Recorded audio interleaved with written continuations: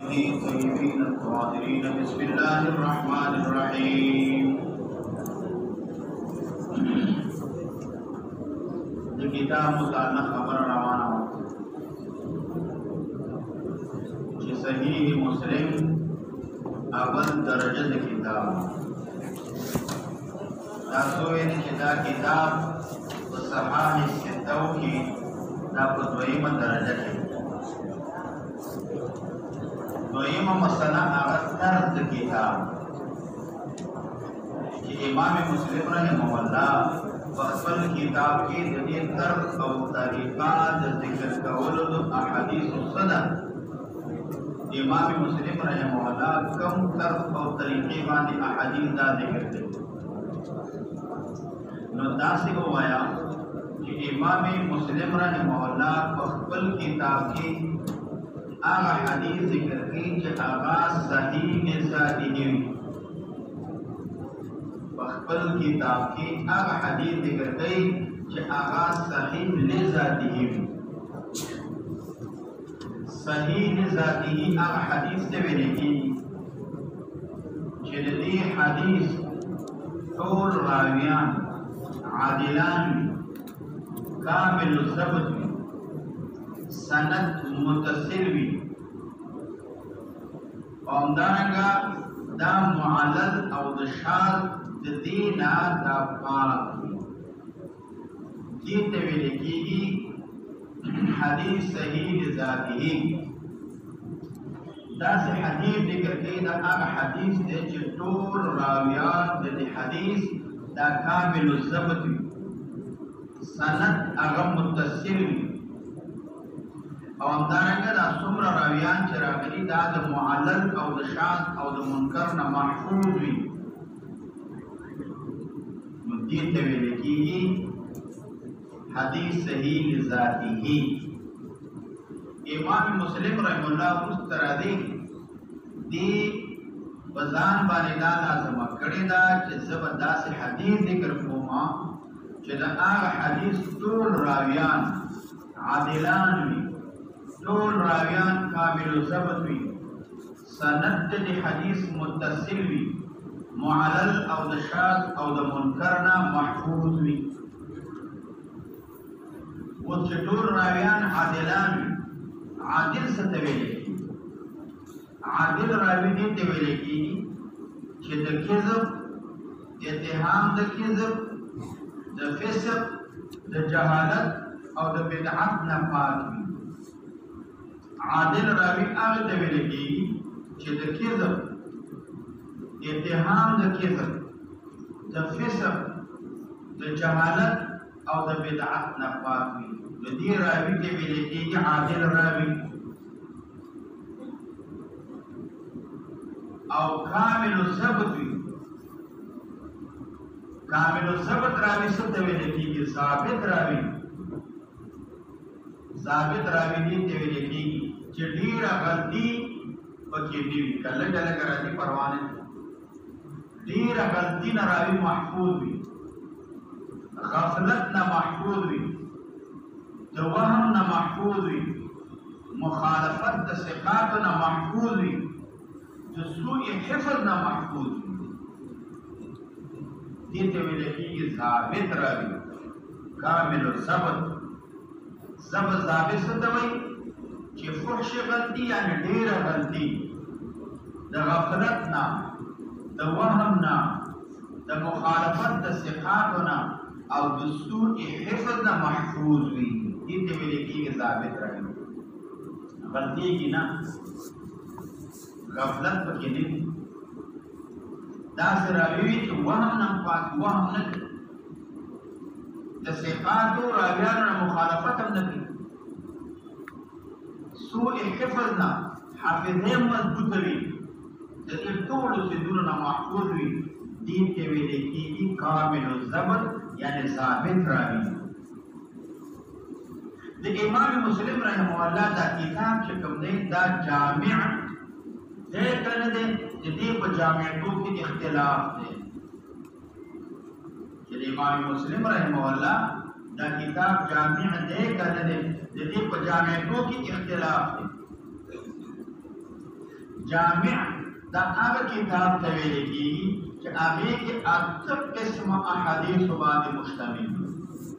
اته قسمه احادیث باندې مشتمل وي، هغې ته ویل کېږي جامعه. هغه اته واړه قسمونه د احادیثو هغه شاعر په دې شعر کې ذکر کړي دي چې په دې اته قسمه احادیث باندې مشتمل وي. سیر، آداب، تفسیر و عقاید، فتن، احکام، اشرات و مناقب. چې دا اته قسمه احادیث باندې مشتمل وي، دې ته ویل کېږي جامع. سیر، آداب، تفسیر و عقاید، فتن، احکام، اشرات و مناقب. چې دې کې د قیامت حالات ذکر وي، مناقب د صحابه و ذکر وي، احکام پکې ذکر وي، فتن پکې ذکر وي، عقاید پکې ذکر وي، د قرآن کریم تفسیر نه بحث شوی، آداب پکې ذکر وي او سیر دا پکې ذکر وي. چې دا اته سیدونه ذکر کې ویل کېږي جامع.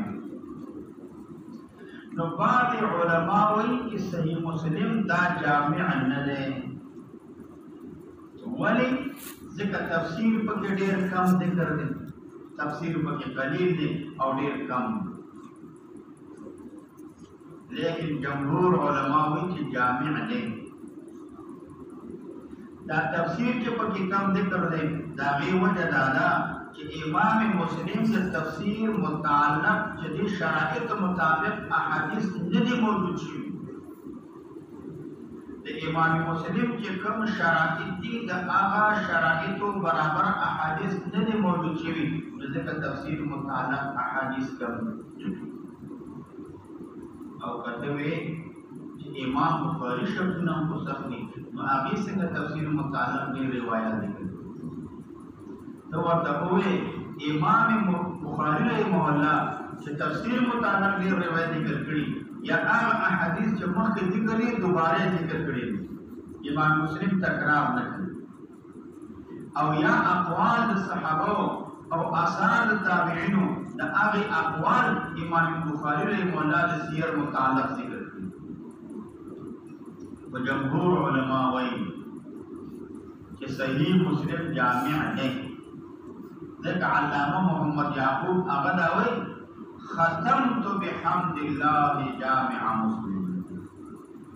ختمت بحمد الله، ما ختم کړو د الله تبارک وتعالی په حمد و ثنا باندې جامع مسلم. وګوره مسلم ته جامع ویلي، جامع د مسلم می ختم بجوف دمشق شام جوف للاسلام. دا چیر ته ختم په شام کې، د شام په ګیړه کې چې دمشق دی د هغې مرکز دی، هلته مې ختم. او دا دمشق دا جوف للاسلام، دا د اسلام دپاره ګیړه ده، چې اسلام دپاره هغې مین دی او ګیړه ده. نو هلته مې ختم کړه. څه مې ختم کړ؟ جامع مسلمین. نو مسلم باندې د جامع اطلاق کړی دی. د دې نه معلومېږي چې مسلم دا جامع دی. دا د امام مسلم رحمه الله کتاب متعلق طرز کتاب. درېیمه مسله اغراض د کتاب. امام مسلم رحمه الله د دې کتاب نه اغراض څه دي؟ د امام مسلم یو غرض د دې کتاب نه اختصار د عبارت او د حسن بیان سره سره امام مسلم ډیر زیات و جزم او قطعیت ته ورباندې احادیث مرفوعه متصله صحیحه و متعدد طرق باندې جمع کول. امام مسلم کوشش کوي چې احادیث جمع کړي. و څنګه احادیث؟ اختصار د عبارت سره. ځکه امام مسلم چې څومره مختصر طریقې باندې احادیث جمع کړي، بل چا نه دي جمع کړي. امام مسلم یو غرض دا دی چې د اختصار عبارت او د حسن بیان سره سره عبارت و مختصری بیان د احادیثو به ډېر ښایسته وي، ډېر ښکلی به وي. د دې سره سره د جزم او قطعیت طریقې باندې امام مسلم غرض احادیث مرفوعه متصله صحیحه احادیث و متعدد طرق باندې جمع کړه چې مختلف طرق باندې احادیث زدا جمع. دویم غرض امام مسلم رحمه الله متن د حدیث چې د حدیث کوم متن دی دا په نظم او ضبط سره مرتب طریقې باندې یو ځای کې جمع کول. بس دا د امام مسلم غرض دی. امام مسلم استنباط د مسائل نه کوي چې دا امام بخاری په شان ده د حدیثو د استنباط د مسائل ابتدا نه کوي. د دې وجه نه په صحیح مسلم کې تراجم د ابواب نشته. دا کوم تراجم چې په دې حاشیه باندې قائم کړی دي دا د احادیثو مناسبت باندې امام نووي رحمه الله یا د دې نه ماسوا بعض علماء یا د دې تلامذو هغه احادیثو د ابواب ترتیب کړل. امام مسلم خپل ابواب احادیثو ته نه دي وضع کړي. دا به وجه دا ده یا وجه ځان اهل نه ګڼي او یا دا چې د استنباط د مسائل نه کومه چې استنباط د مسائل نه کوم د احادیثو د ترتیب د ابواب ذکر کول د ضرورت دا نشته. نو دا غرض د امام مسلم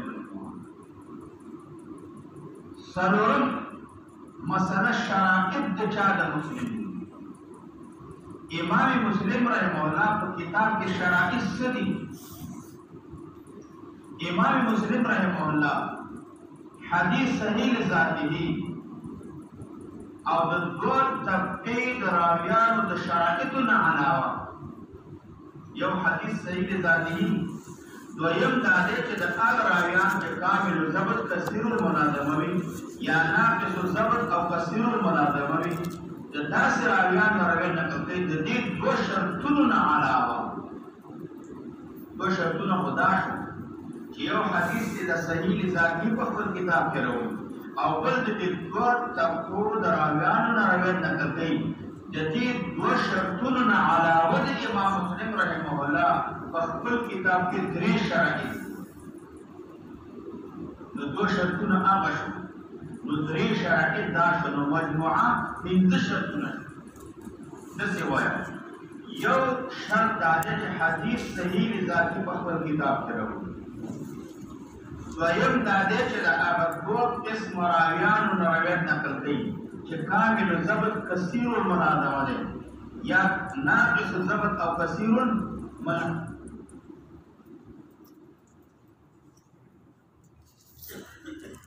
خبرم داسې کوله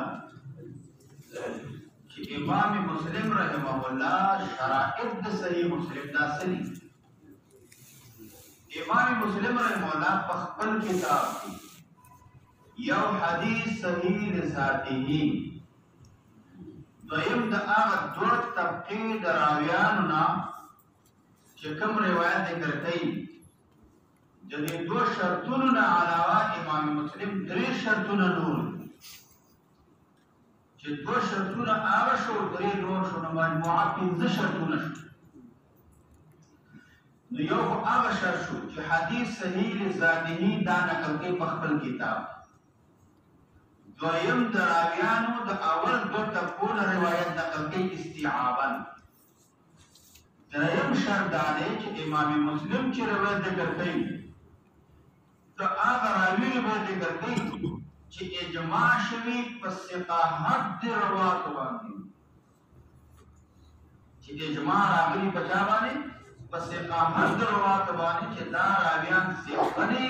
د داسې راویانو نه امام مسلم حدیث دا نقل کوي چې اجماع راغلي په صحاحت د رواتو باندې چې دا راویان صحیح دي. او که سوال وکړي چې امام نسائی د شیخین په رواتو باندې جرح کړی، امام بخاری د امام مسلم پر راویانو باندې جرح کړی ده، څه څنګه وی چې امام مسلم داسې روایت نقل کوي چې اجماع راغلي علی ثقات الروات د راویانو په ثقتو باندې. لیکن دې نه جواب وکړو چې کوم روات راویانو باندې جرح شوی امام مسلم داس راویان اصول کے نروی داس راویان متابعتن او استشهادن ذکر کی راویان روایت یاد آئے کہ امام مسلم رحمہ اللہ مقصد دارے کہ اجماع شریف پر ثقاحت روات باندې چې دروا راویان داس ثقوی لیکن دلته چې امامي نسائی جرح کړي مراد د جرح نه جرح مفسر ده چې براویان باندې جرح مفسر شي امام نسائی چې جرح کړي دا جرح مجمل ده او جرح مجمل معتبر نه ده نو ځکه دا دریم شرط دار چې اجماع راغلي په ثقاحت ضرورات باندې سلورم شرط امام مسلم رحمه الله دار ترک الوحدان والمجاهيل دا آغا راوی روایت نه نقل کوي چې کوم راوی د هغه پر روایت نقل کولو کې تنها او یوازې بلکې صحابي د صحابي پر دوه یا د دې نه زیات شاګردان تابعین وي د تابعین چې روایت نقل کوي نو هغه نه زیات دوه یا د دې نه زیات تابعین وي هکذا روایت برابرې کو چې کوم روایت کې راوی وي امام مسلم دا سے راوی روایت په خپل کتاب کې نه نقل ترک الوحدان والمجاهيل دا هغه راوی نه روایت نقل کې نه ځای مجموع کته سوال امام مسلم خو روایت نقل کړی انما الاعمال بالنیات وانما لامرئ ما نوى دلته د دې راوی صرف حضرت عمر رضی الله عنه راغلی د حضرت عمر رضی الله عنه یو شاګرد چې علقمه دی نو دلته خو په دې روایت کې راوی یو راغلی او ته خو ترک الوحدان چې امام مسلم هغه روایت چې راوی په کې یې هغه نه نقل کوي نو دلته خو راوی په کې یو راغلی صحابي یو د حضرت عمر رضی الله عنه تابعي یو د حضرت علقمه جواب ہوگا امام مسلم انما الاعمال بالنیت روایت نقل کرے داد تیمن اور تبرک دفارہ نقل کرے او یا امام مسلم چې نقل کرے دے نو امام مسلم رحمہ اللہ نور کتابونو باندې اعتماد کرے دے دا روایت د ابو هريره هم راغلی هغه نقل کرے دا روایت حضرت عائشہ رضی الله عنها نقل کرے امام مسلم کو هغه کتابونو اعتماد کړی دا روایت د حضرت عمر رضی الله عنه راغلی دا روایت د حضرت ابو هريره نقل شوی دا روایت د حضرت عائشہ رضی الله عنها نقل شوی نو معلومیږي حضرت عمر رضی الله عنه یوازې نه دی بلکې راویان پکې متعدد دي یو پکې نه دی او بنظم شرط امام مسلم هغه روایت نقل کوي هغه حدیث چې متفق الصحت وي هغه روایت نقل کوي چې هغه څنګه وي متفق الصحت وي دی وجه امام مسلم رحمه الله وي زدا سے نکوما چې هر هغه حدیث چې دنو هغه نقل کړم په خپل کتاب کې زراوم هر حدیث نه راوړم بلکې هغه حدیث په خپل کتاب کې راوړم چې زما په نيز باندې هغه حدیث صحیح وي او متفق الصحت وي هغه حدیث په خپل کتاب کې نقل کوم دا څنګه ده چې هر حدیث په خپل کتاب کې راوړم بلکې زه هغه حدیث په کتاب کې راوړم چې هغه حدیث زما په دې باندې صحیح وي دا به په اتفاق صحت باندې اتفاق کړی کته وي چې دا څنګه د دې په صحت باندې اتفاق شوی دی د امام مسلم رحمه الله بعض راویان هغه باندې علما و جرح کړي نو چې حدیث راویان متفق صحت شو نو جرح کې باندې ولې شوی بعد باندې جرح شوی نو یو جواب ما وکړ چې دا جرح چې کوم راویان باندې شوی دا په متابعات کې دا په استشهادن ذکر کوي متابعاتن ذکر کوي اصول کې نه ذکر کوي یعنی ترجمه کرنا په دی باندې نه ثابت دي او یا دا شوی چې مراد د جرح متفق صحت نه مراد چې د دې په صحت اتفاق شوی اجماع او د دې په صحت باندې د ټول دنیا مراد نه ده بلکې امام مسلم رحمه الله وایي د دې نه مراد دا ده چې اجماع په دې باندې د سلور ائمه وشي عثمان ابن ابي شيبه سعيد ابن منصور خراساني امام احمد ابن حنبل يحيى ابن معين چې دې سلور ائمه یو حدیث باندې اتفاق کړی نو دغه حدیث متفق صحت دی یعنی امام مسلم وی دا حدیث ذکر کوم چې متفق صحت وي ولیکن مراد د اتفاق نه په صحت باندې ټول دنیا مراد نه دی اتفاق د سلور ائمه ته مراد عثمان ابن ابي شيبه يحيى بن سعيد الخراساني امام احمد بن حنبل او يحيى بن معين رحمهم الله چې د دې سلور اجماع دا په باندې شي پنځمه مسله هغه خصوصیات د امام مسلم رحمه الله په خپل کتاب کې د امام مسلم څه خصوصیات د امام مسلم رحمه الله خصوصیات یو ضبط تفاوت اللفظ د دې وضاحت به وروسته راځي دویم خصوصیت ازاله الالتباس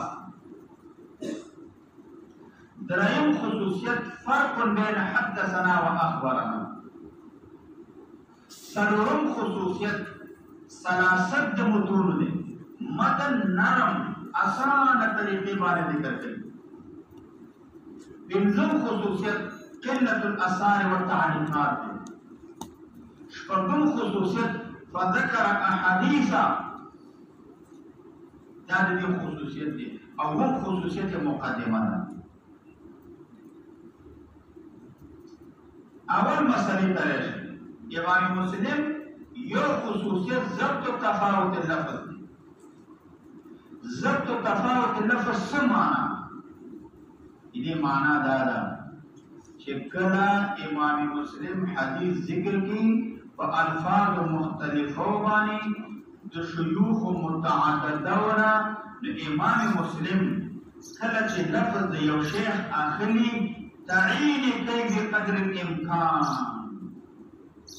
دا ضبط تفاوت اللفظ الفاظ متفاوت دي لیکن امام مسلم دا غي ضبط کوي ضبط څنګه کوي چې حدیث ذکر دی او الفاظ مختلفه وبانی چې شيوخ متعددان روایت راغلي دي نو امام مسلم چې کله لفظ د شیخ ذکر کوي نو تعین د هغه شیخ کوي بقدر الامکان دا سوي حدثنا فلان وفلان واللفظ لفلان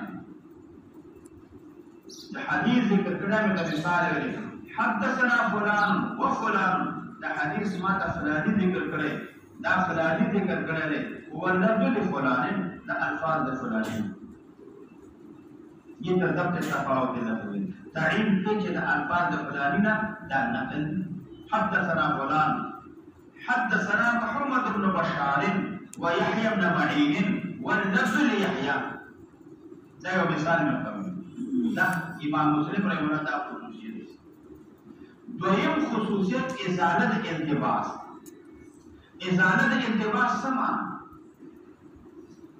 کله چې په مین د سند کې یو نوم مشتبه شي نو حضرات شیخین خصوصا امام مسلم رحمه الله د هغه تعین کوي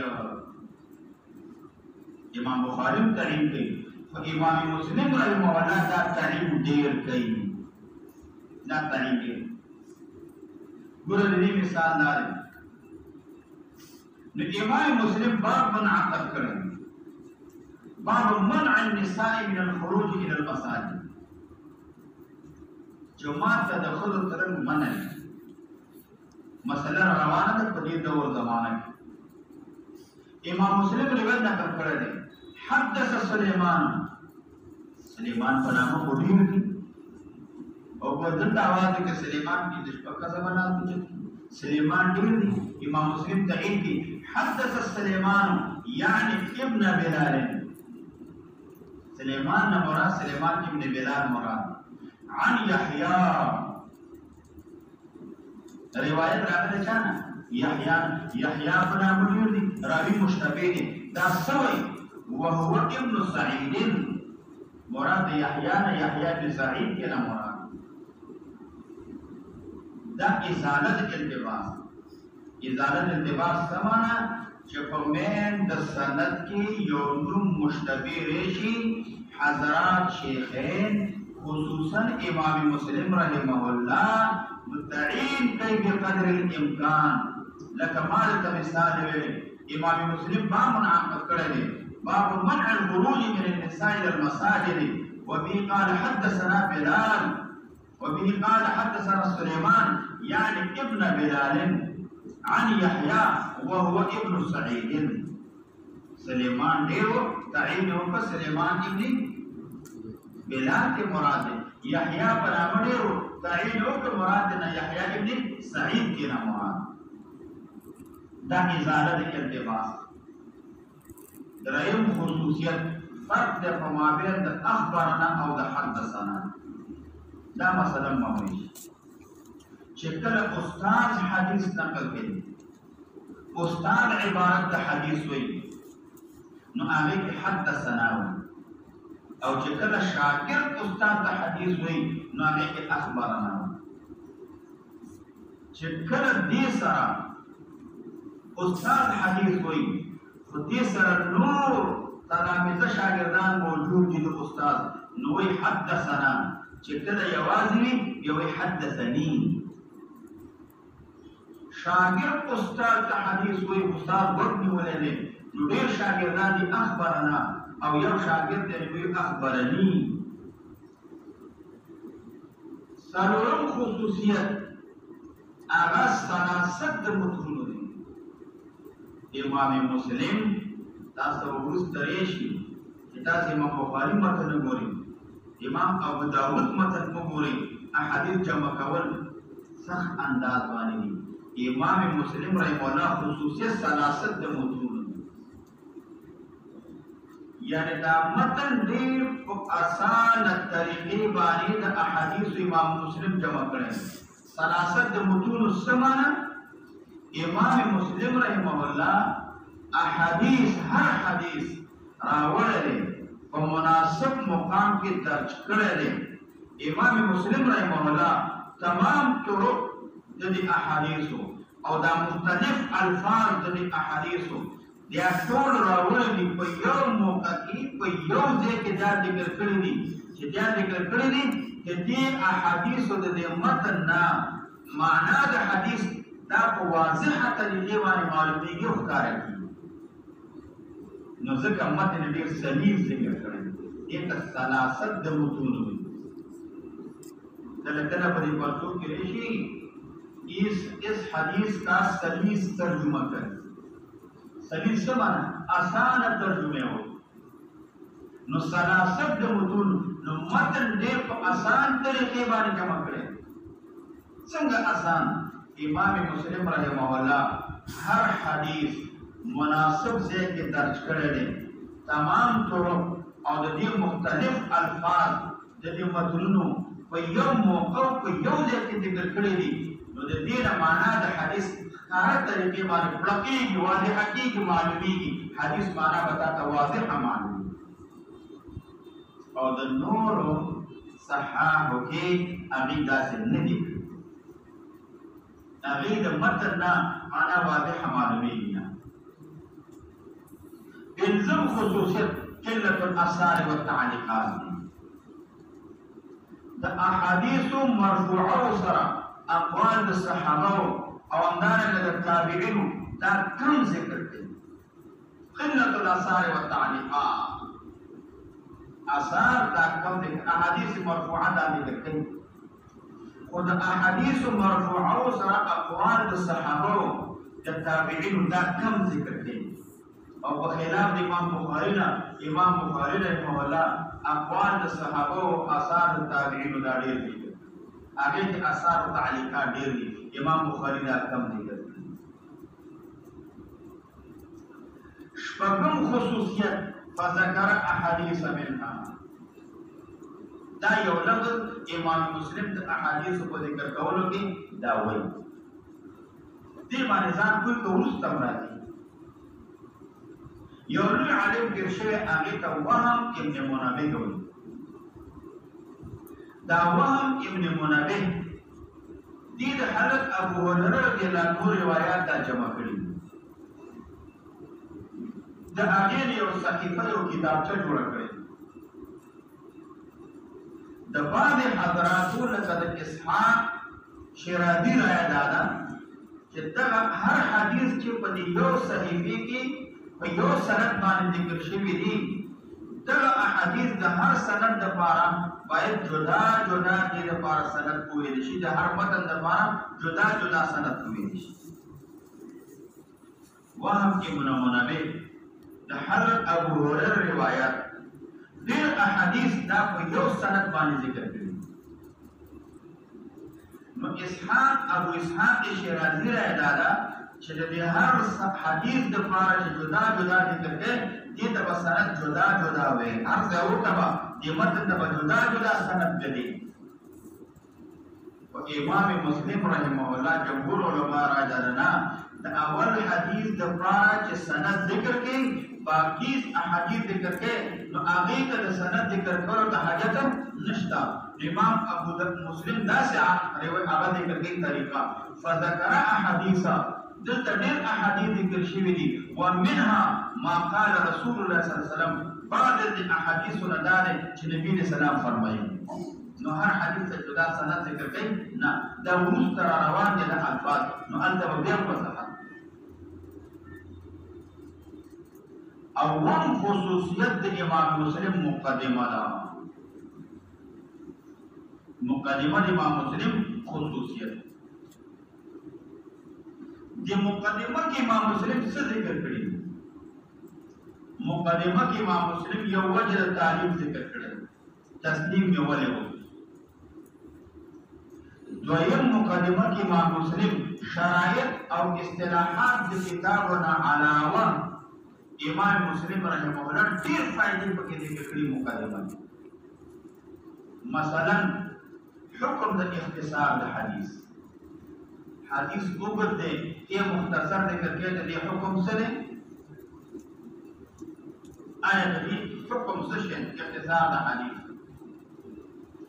او همدارنګه امام مسلم د حفظ او ضبط د راوي لپاره دلیل او معیار چې راوي به حافظ وي، راوي به ثابت وي، د هغې لپاره معیار او دلیل څه دی؟